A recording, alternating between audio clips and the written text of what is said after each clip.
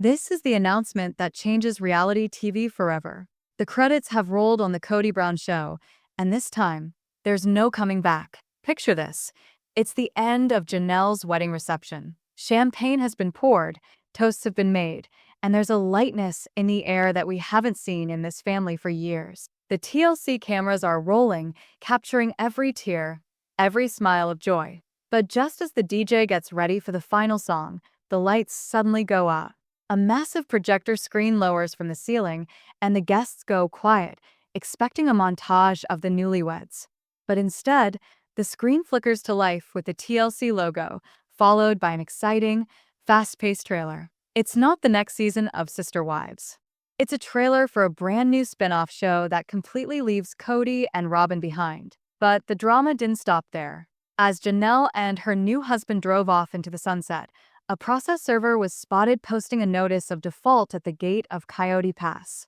This is the story of how Janelle's wedding ring became the final blow to Kody's empire, and the inside scoop on the new show Life After Polygamy. Welcome back to Sister Wives TV Buzz, where we dive deep into the reality TV chaos and uncover the truth behind the headlines. If you're here for the fall of the patriarchy and the rise of the queens, hit that like button right now. It helps the channel grow and shows the algorithm we're done with Kody's drama. And don't forget to subscribe and turn on those notifications. Trust me, you won't want to miss a single update on this unfolding story. Now, let's get into the juicy details. Let's talk about that wedding reception. According to insiders, the vibe was electric. This wasn't just a wedding, it was a liberation party. For years, we've watched Janelle struggle with loyalty to a man who demanded total submission. But this night, it was the complete opposite of everything Kody represents. There were no separate tables for each wife, no awkward silences, just unity. And the real bombshell came when that trailer played. The trailer opened with a shot of Janelle and Christine toasting on a boat, laughing freely in a way we've never seen before. The voiceover said, "The sisterhood survived even when the marriage died." Then, the title flashed across the screen, Life After Polygamy, coming this fall. The room went wild. We're talking about a standing ovation that lasted for minutes. But what was most telling? Kody and Robyn weren't in the trailer. There was no mention of the McMansion, the nanny, or any of their rules. This was TLC's clear message that Kody's time is up. Sources tell us that the wedding served as a backdoor pilot for the new series. For those who aren't familiar with the term, a backdoor pilot is when a network uses an episode from an existing show to test the waters for a spin-off. And judging by the response in that room, this test was a massive success. Here's the deal. TLC has been keeping an eye on the comments, tweets, and overall sentiment from the audience. They've seen the backlash against Kody and Robyn. Viewers are sick of watching Kody belittle his wives while he lives in luxury. They're tired of seeing the women who helped him build his empire treated like second-class citizens. The network has realized that people aren't tuning in to see the drama and misery anymore. They want to see the redemption story. Now, let's get into the cast. Our sources tell us that Kody and Robyn aren't just excluded from the main cast. They're not even on the payroll. That's right, Kody, who's relied on this show for nearly 2 decades as his main source of income, has been cut from the spin-off. And that's not just a hit to his ego, it's a huge financial blow. We've even heard that Kody was offered a guest role, but he was insulted by the offer and demanded his usual high salary and creative control. TLC, realizing they don't need him anymore, reportedly pulled the offer entirely. The network has decided they don't need a villain. They need heroes. The fan reaction has been immediate and overwhelming. As soon as the news leaked, social media exploded. Twitter threads are celebrating Kody's unemployment, with fans calling it the best decision the network has ever made. One fan even said they'd pay double just to watch Janelle and Christine live their best lives without Kody causing chaos in the background. Another viral comment simply said, "Kody wanted to be the center of attention, and now he's at the center of the unemployment line." The power of the audience is real. You spoke, and the network listened. They realized that people aren't watching to support the patriarchy. They're watching the women who survived it. But here's the twist. If the cameras were rolling at the wedding, and this is the launch of a new show, it means production has been happening under Kody's nose for months. They had to work in secrecy, ensuring Kody didn't catch wind of what was happening. Rumors say Kody thought the cameras at the wedding were just filming a regular Sister Wives special. He didn't realize his absence was actually the catalyst for the new show. His refusal to attend was the perfect setup for the story. His absence became the story. By not showing up, he gave the network what they needed, proof that the show works better without him. Let's talk more about Life After Polygamy. Based on leaked details, this spin-off is all about rebuilding. We'll see Janelle navigating her new marriage and Christine continuing her journey of happiness. And there are whispers that Mary might have a recurring role too. Whether you love her or not, think about the narrative. The three original wives, all leaving Kody and thriving on their own. It's the ultimate revenge. It shatters the idea that they needed Kody to get into heaven. Turns out, they just needed to leave him to find paradise here on Earth. The trailer reportedly showed scenes of the women traveling, starting businesses, and, yes, discussing their past trauma, but from a place of healing, not conflict. This spin-off's financial impact is huge. Without Kody and Robyn, the budget is likely to shift, meaning Janelle and Christine are now at the top. They're the headliners, and they're getting paid like it. This is a complete power shift, and it's going to be devastating for Kody, who used money as a way to control the family. Now, Janelle is making her own deals, signing her own contracts, and building her future. Kody's control is over. And let's not forget the kids. The Brown children have grown up on camera, and they've been part of the saga too. With this new chapter, their stories might just become more important than ever. The Brown family drama is far from over, and this time, it's the kids who are making waves. Reports from the wedding reception reveal that the adult children were prominently featured in the trailer for the new spin-off. And it makes perfect sense. The kids have strong, real relationships with their mothers, and they've distanced themselves from Kody due to his behavior. A show focusing on the mothers and their kids highlights the real family dynamic that exists today, one that Kody has distanced himself from. He's spent years isolating himself with Robyn and her kids, leaving him with no place in the broader family story. The spin-off is simply reflecting the reality Kody created. He wanted a monogamous life with Robyn, and now he has it. But what he didn't realize is that getting exactly what he wanted would cost him both his fame and his paycheck. Let's pause and imagine how Kody found out. Since he wasn't at the wedding, he probably didn't see the trailer drop live. Can you picture the chaos at the McMansion? Word started flying into Robyn's phone immediately after the trailer aired. Guests were leaking the info, and the internet exploded. Kody, who's always prided himself on being the head of the household and demanding respect, found out via text message that he had been replaced. It's almost poetic justice. For years, Kody told the women that they'd be nothing without him, that they were disloyal, and that they couldn't function without him. And now, the world is cheering for a show that proves him wrong on every level. There's also a theory that this spinoff is why Janelle felt secure enough to move forward with her wedding and new life changes. Financial independence is a game changer.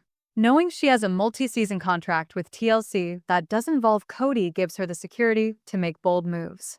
She's no longer financially tied to him, and this new sense of independence is empowering her to make the changes she needed. But while Janelle is moving up, Kody is spiraling. Losing the show's income isn't just a career shift for him, it's a financial disaster. We've seen how Kody lives, with his love for collecting expensive jewelry and vehicles. His lavish lifestyle relied on a 5-income stream, which has now dwindled down to just 2. And with the main show canceled and him being left out of the spinoff, that income is now essentially gone. TLC's timing with the announcement was strategic. By releasing the trailer at the wedding, they ensured that the news would dominate the media cycle. They capitalized on the goodwill fans have for Janelle, and it was a masterstroke of marketing. But it was also a protective move. By making the announcement when they did, TLC made sure Kody couldn't spin the story. He didn't have time to go on a podcast or give an interview claiming he quit. The narrative was already set. The moment that projector screen dropped, the story was clear. Kody was left behind. The train had already left the station, and Kody was standing on the platform at Coyote Pass, holding a suitcase no one wanted to help him carry. Now, let's take a turn from celebrity gossip to some serious financial and legal drama. While everyone was celebrating at the wedding, back in Flagstaff, a different scene was unfolding. The timing might seem like a coincidence, but in high-stakes foreclosure and legal issues, there's no such thing. While the champagne was flowing, a process server was on a lonely drive up the dirt road to Coyote Pass. We'll dive into the details of the foreclosure soon, but you need to understand the context first. The Coyote Pass property has been Kody's dream for years. It was supposed to be the family's gathering place, a symbol of his legacy. But without the family sticking together, the land is nothing but debt. And without the show's money coming in, that debt has become a mountain that Kody can't climb. The celebration at the wedding only highlights the tragedy of Kody's situation. He traded everything for control, and now he has nothing to control. Life After Polygamy promises to be everything the original show was supposed to be, a glimpse into a family working together. But it's evolved. It's no longer about the struggle of polygamy. It's about independence. It's about women finding their voices after being silenced for so long. And the audience is ready. We want to see Janelle decorate a house without asking for permission. We want to see Christine travel without begging for time off. We want to see the kids thrive without their father's shadow hanging over them. This shift from hate watching to celebration watching will drive the show's ratings through the roof. Executives know this. They know the audience wants to see the glow-up, the victory lap, and that's exactly what this spin-off will be. It's a victory lap for the women who escaped. But for Kody, it marks the beginning of the end. In reality TV, irrelevance is worse than death. If you're not on the screen, you don't exist. And for someone like Kody, that's the ultimate punishment. As the applause died down at the reception and the guests began to mingle, everyone knew they had witnessed history. The torch had been passed. The Brown family brand is no longer about Kody Brown, it's about the women who survived him. But as Janelle prepared to leave the venue and start her new life, another reality was waiting for Kody. The trailer was his public humiliation, but the legal notice at the gate was his private devastation. Let's walk through exactly what happened when the bank finally decided it was time to take action. This wasn't just a missed payment, it was the collapse of Kody's financial empire. Picture this. Janelle is cruising away from the wedding in a vintage convertible, wind in. Her hair, new husband by her side, laughing and free. She has the contract for the new show signed, sealed, and delivered. She has her children's love and the world's support. Now, cut to Coyote Pass, the dusty gate in Flagstaff, the sun setting, casting long shadows across the land. A generic sedan pulls up, and a process server steps out, holding a roll of tape and a document with bold red letters. The juxtaposition is jarring. One empire is rising while the other is being repossessed. This is the story of consequences of karma, and we're just getting started. If you're hooked on this drama and want to see Kody face the music, smash that like button. Let's get this video to 5,000 likes and show TLC we made the right choice. And don't go anywhere. We're about to expose exclusive details on the Coyote Pass foreclosure. We've got the numbers, the dates, and the theories on why the bank chose this exact weekend to make their move. You think the wedding was the biggest event? Just wait until you hear about the lock on the gate. Stay tuned. The reckoning is here. The timing here is almost too perfect to be accidental. While Janelle was officially embracing a new life, Kody was losing his grip on the old one. Sources close to the lender have hinted that this foreclosure has been coming for months. We all know the financial story. The land was purchased with a complex web of loans and balloon payments. For years, it was not Kody's business acumen but the collective earnings of his wives, particularly Janelle and Mary, that kept the dream alive. But when Christine left, it was a blow. When Janelle walked away, the foundation cracked. And when Mary finally left, the whole structure collapsed. Kody was left holding the bag. But unfortunately for him, that bag was empty. With the show's future uncertain and Kody's exclusion from the spin-off confirmed, the bank likely viewed him as a high-risk borrower. They saw the writing on the wall before Kody did. Now, let's focus on the imagery surrounding the foreclosure. Coyote Pass has always symbolized Kody's procrastination. It's a plot of land filled with holes and unfulfilled promises. No infrastructure, no foundation, just a water system collecting dust, much like Kody's plans. The process server who delivered the notice wasn't just handing over a legal document, he was delivering a verdict on Kody's leadership. Kody had dreams of building one grand house where he could sit on a throne, surrounded by his wives. Now, that land is slated for auction. And here's the juicy part. Rumors in Flagstaff's real estate circles suggest that someone may already be eyeing that land, and it's someone who might make the ultimate plot twist. Word is that Janelle's new husband, successful and financially stable, could be looking to buy the land. Imagine the scene. Kody loses his precious land, only for it to be purchased by the man who replaced him. It would be the ultimate power move. Janelle has always had a connection to the land. She's the one who pitched the idea of greenhouses and gardens. If her new husband buys it, it wouldn't just be a gift, it would be a reclamation. She would own the land, build her dream, and look out over the mountains, knowing she won. But back inside the McMansion, while Kody was fuming about the wedding, he was blindsided by the foreclosure notice.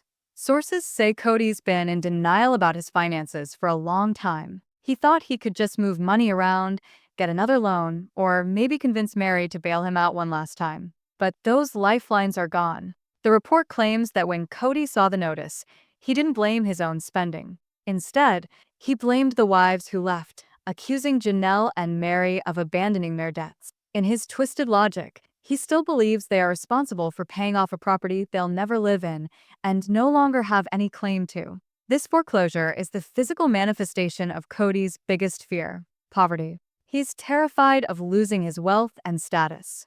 Without the land, he's just a man in a house he can't afford, with a wife who doesn't work and no real security. The symbolism here is heavy. Kody sacrificed his relationships with his children and his first 3 wives to protect his patriarchy and his assets. Now he has neither. The ripple effect is also felt by Robyn, who came into the family with debt and is likely leaving this era with even more. If the land sells for less than what's owed, the bank could go after their other assets, including the McMansion. We're hearing whispers that they're already consulting bankruptcy attorneys to protect what little they have left. Imagine Robyn frantically packing up her things as the bank appraisers walk through the house. It's a grim reality, but it's the one they created. Karma has no deadline, and it's arrived right on time. Fans have been saying for years, you can't treat people the way Kody treated his wives and expect to prosper. There's a spiritual cost and a financial cost. The notice of default is the bill coming due. While Kody deals with lawyers and the bank, Janelle is dealing with a very different kind of paperwork. Let's shift our focus back to the wedding. While the gate at Coyote Pass was being locked, a door was opening in Janelle's life. This wasn't a traditional part of the reception, but sources say it was the most emotional moment of the night. As the evening wound down, Janelle sat at a table decorated with flowers. A camera crew for the new show moved in close, capturing the moment, the final act of the backdoor pilot. Janelle picked up a pen, but she didn't just sign the marriage certificate. She pulled out her phone and opened her social media apps. For years, her identity was tied to the Sister Wives brand. Her profile was linked to the Brown family. But in that moment, with the cameras rolling and her new husband by her side, she made a change. Screenshots of her profile update went viral. The Brown name was gone. We're still confirming whether she took her new husband's name or reverted to her maiden name, but the message is clear. She's no longer property of Kody Brown. This is a digital divorce, and in today's world, that's almost as powerful as the legal one. By scrubbing the name, Janelle is scrubbing the brand. She's telling the world that she is an individual. Think about the impact this has on the legacy of Sister Wives. Kody always bragged about his name, wanting to build a dynasty, wanting his name to be associated with a new kind of family structure. But now, the women who made that name famous are dropping it. First, Christine, now Janelle. It's a public rejection of everything Kody stands for. The visual of Janelle changing her name will likely be the climax of the first episode of the new show. It represents the final severance of the tie. You can divorce a man legally, but keeping his name keeps you tethered to him. Changing it is Janelle's way of saying, I'm not defined by who I was married to. I am defined by who I am. And when Janelle hit save on that profile change, insiders say the bridesmaids cheered. It was a celebration of identity, but the implications are deeper. This is a branding nightmare for Kody. His relevance has always been tied to the women, and when they strip his name from their lives, they take the audience with them. Fans aren't looking for Kody Brown's brand anymore to identity and stealing his narrative. He's spiraling, and every shred of control he thought he had is slipping through his fingers. As Kody continues his meltdown inside the McMansion, Janelle is out there, driving into a new life. The contrast is stark, and it's impossible not to notice. Janelle is free. She's not just driving away in a literal sense, but in every way possible. The moment she changed her name, it marked the final break from Kody's grip on her life. She's embracing her own identity, her own brand, and stepping into a future where she calls the shots. Meanwhile, Kody is left behind, watching the life he tried to control unravel. And as we delve deeper into the aftermath of this split, we can't ignore the tension in the air. The kids, especially the boys, have been very vocal about their pain and the treatment they've endured at the hands of their father. Seeing their mother shed the name of the man who hurt them has to feel like an enormous weight lifted off their shoulders. For them, it's not just a name change, it's the ultimate form of healing. It's a signal that their mother is putting herself and her children first. The kids in the wedding photos look lighter. They're not carrying the same weight of guilt and obligation that came with the Brown name. They're free from the toxic legacy their father tried to impose on them. And it's clear that this moment, the name change, is a form of liberation for them too. There's also an interesting theory floating around, and it could explain why Janelle's name change was so strategic. Insiders have suggested that Kody might have tried to trademark the sister wives brand, or at least aspects of it, to keep the wives from profiting from the show's success after they left. If that's true, Janelle's decision to drop the Brown name was a calculated move to bypass any legal claim he might have had on her earnings. She's launching Life After Polygamy under a new name, and by severing ties with the Brown brand, she's made herself legally bulletproof. Kody can't sue her for using his name if she isn't using it at all.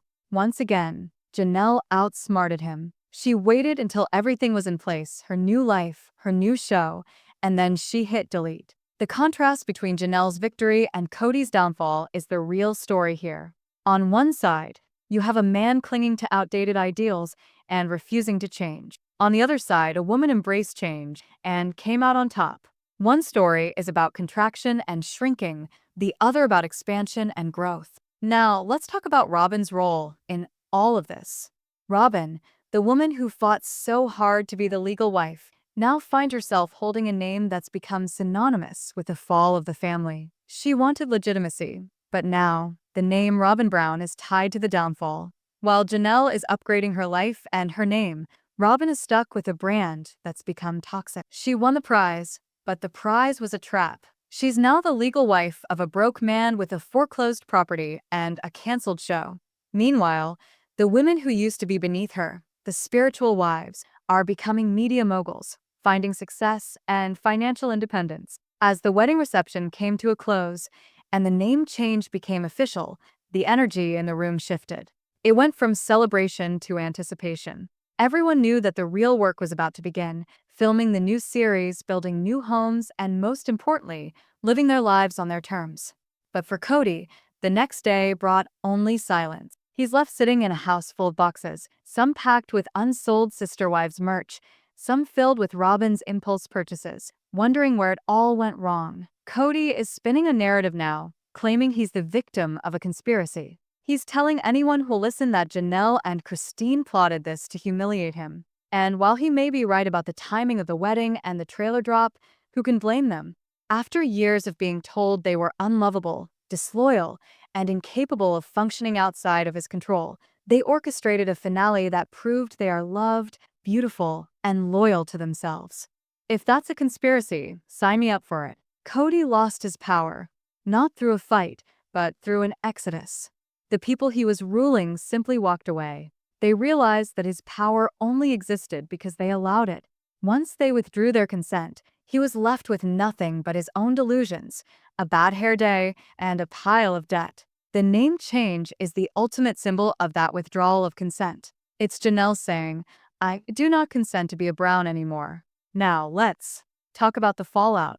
After the wedding, things got chaotic. Reports say phone calls were blocked, Robyn deleted social media comments, and Kody's PR team scrambled to do damage control. But how do you spin a foreclosure? How do you handle a spin-off that you're not even in? The answer is simple: you can't. You just have to sit back and watch as it all crumbles. We're about to dive into the final chapter of this saga. We'll discuss Kody's final meltdown, the one that didn't make it on camera but was definitely heard by the neighbors. We'll talk about the kids' visible relief and the moment of impact when Janelle drove away, symbolizing the beginning of her new life. If you're loving this deep dive into Janelle's liberation, make sure you're subscribed. We're tracking the foreclosure daily, and we've set up alerts for the court documents. The moment that land hits the auction block, you'll be the first to know. And if the rumors are true, and Janelle's husband places a bid, we're throwing a party here. Hit that notification bell because you don't want to miss this. Stay tuned for the final chapter of this drama. The walls are closing in for Kody, and it's about to get even hotter. The tension is mounting as Kody's world crumbles, and he's allegedly telling Robyn that Janelle specifically picked the wedding date to sabotage his property refinance plans. He truly believes the universe revolves around his bank account. But let's step back and look at the contrast. The editing of the new show did a fantastic job here. While Kody was spiraling in the hoarding house on the hill, the footage from the wedding reception couldn't have been more different. No yelling, no tension, no walking on eggshells. Instead, we saw the guests dancing, Christine laughing with her head thrown back, a laugh we haven't seen in years. And we saw the kids, the same kids Kody once claimed were poisoning the family, embracing Janelle's new husband. The real turning point, though, came from the kids. The relief on their faces was the most telling part of the event. For years, we've watched these children struggle under Kody's impossible standards, where loyalty to him was above all else or they risked being cut off. But at this wedding, that burden was gone. There was no side to choose because Kody had removed himself from the equation. We saw Gabriel and Garrison smiling, genuinely. The girls were relaxed, hugging each other. It was clear they were free. They spoke in their speeches about resilience and about the future, not about their father or the broken family culture. It's a clear message that the next generation of the Brown family is moving on. They are breaking the cycle of dysfunction and trauma. And for viewers who have watched them grow up, that's the biggest payoff of all. This isn't just about a divorce. It's a generational healing process. Insider sources tell us Kody knows it too. He's aware he's lost the hearts of his children. But instead of trying to fix things with an apology or humility, he's digging in his heels. There are even whispers he's planning to write a tell-all book to set the record straight. But let's be honest, who's going to buy a book from a guy who couldn't even keep the lights on at Coyote Pass? Kody's market for wisdom has crashed, just like his real estate dreams. Let's look at Robyn now. Sources suggest she's terrified. She came into the family hoping to be the queen, the legal wife, the one who had security and resources. Now, she's realizing without the other wives, there are no resources. She's stuck in a house filled with unsold inventory and a husband who is spiraling. There are rumors that she was trying to text the other wives during the wedding, perhaps hoping to mend things or get information, but reports say she was left on read. The walls have gone up. The drawbridge is raised, and Robyn is on the island she helped create. Now, let's talk about the final shot of the wedding video. This was nothing short of cinematic brilliance. The production team for the spin-off clearly knows how to create a moment. As the reception ended, the cameras followed Janelle and her new husband out to the parking lot. But here's the twist. They didn't get into a minivan or a sensible sedan. No, they got into a vintage convertible, top down under the stars. This moment was heavy with symbolism. Janelle, who had always been the pragmatic one, the one who drove the trucks, hauled the trailers, and made sensible financial decisions, was reclaiming fun. Reclaiming her youth. Seeing her in that convertible was seeing her take back control of her life. She looked like a movie star, not a sister wife. As the engine roared to life, louder than Kody's two-seater, she smiled at the camera. No words, just a smile and a wave. It wasn't just a goodbye to Flagstaff. It was a goodbye to everything that had held her back. The voiceover that followed, reportedly recorded by Janelle weeks after the wedding, sent chills. In a calm, confident voice, she said, "I spent 30 years trying to fit into a box that was too small for me. I thought the struggle was the point. I thought the sacrifice was the virtue. But I realized that love isn't about shrinking yourself. It's about finding someone who gives you the room to grow. I am not Janelle, the second wife, anymore. I am just Janelle, and my life is just beginning." Absolute chills. This is how you end a series. This is how you begin a legacy. It acknowledges the past without bitterness. It frames the last 3 decades not as wasted time, but as a lesson learned. She learned what she didn't want so she could find what she did. But the video didn't fade to black just yet. In true reality TV fashion, there was a post-credit teaser for the chaos to come. After Janelle's car disappeared into the night, the screen cut to black and then flash text. Meanwhile, in Flagstaff, the camera cut to a grainy shot of the Coyote Pass gate, with the wind blowing dust across the foreclosure notice. You could hear a padlock clicking shut. It was a harsh reminder that while Janelle drives into the sunset, Kody is locked in the dark. This was the production team's final jab at Kody, and it was beautiful. So, where does this leave us now? There's a clear winner and a clear loser. Fans win because we finally get a new show we actually want to watch. Janelle and Christine win because they have their freedom and dignity. The kids win because they have their mother's support. And Kody? He has his pride, his rules, and a foreclosure notice. Sister Wives, as we know it, is over. The show about a man juggling 4 wives is finished because that man failed to juggle anything. Life After Polygamy will be a ratings juggernaut. We'll see dating, we'll see travel, we'll see business ventures, and most importantly, we'll see what happens when women take the patriarchy and throw it in the trash. And Kody? Will he fade into obscurity? Unlikely. Narcissists don't go quietly. We predict he'll try to launch his own YouTube channel or a podcast, rewriting history. But here's the problem. We watched the tapes. We saw the seasons. We have the receipts. He can say whatever he wants, but the footage doesn't lie. The foreclosure of Coyote Pass will likely be the final headline of Kody's public life. It's the period at the end of his sentence. Once that land is sold, once the auction hammer drops, there's nothing left to tie him to the Brown family narrative. He becomes just another Flagstaff resident complaining about property taxes. I want to hear from you. What do you think was the final straw for Kody? Was it the knife in the kidneys speech, the isolation during the pandemic, or just that these women outgrew him? And do you think Janelle's new husband should buy Coyote Pass? Would that be the ultimate revenge? Or is it better to just let it go? Let me know if you'd watch a show with just Kody and Robyn complaining. Personally, I think that pilot would get canceled before the first commercial break. We're here for the glow-up, not the blow-up. This story is far from over, and as the bank moves forward with the auction, we'll be right here tracking every document, every filing, and every bid. Stay tuned, because if Janelle buys that land, we're throwing a party on this channel. If a stranger buys it, we'll still celebrate because it means Kody lost it. The era of the sister wives is gone, and the era of the ex-wives club is here. They're driving vintage convertibles, signing 6-figure contracts, and looking fabulous doing it. The ring Janelle wears now is not just a symbol of her new marriage. It's a symbol of her survival. She made it out. Thanks for joining me on this deep dive into the announcement that changed everything. Karma is real, and sometimes it drives a convertible. If you loved this breakdown and you're Team Janelle all the way, make sure you subscribe to Sister Wives TV Buzz. We bring you the truth behind the reality TV facade. Hit the like button, send a virtual high five to the queens of the new series, and share this video with your friend who stopped watching 3 seasons ago. Tell them they need to come back because the good part is finally starting. We'll be back soon with updates on the auction and sneak peeks of the new show. Until then, keep your eyes on the road and your name off the foreclosure list. This is Sister Wives TV Buzz signing off. Stay scandalous.